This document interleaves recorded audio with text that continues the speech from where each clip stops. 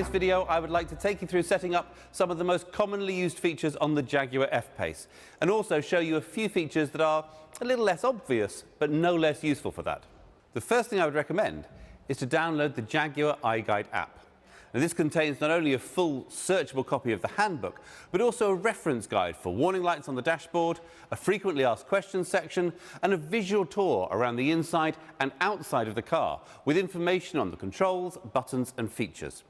It's a great source of immediate information when a question pops into your head, or you just see a button and wonder, well, what does that do? This video has really only touched on the essentials.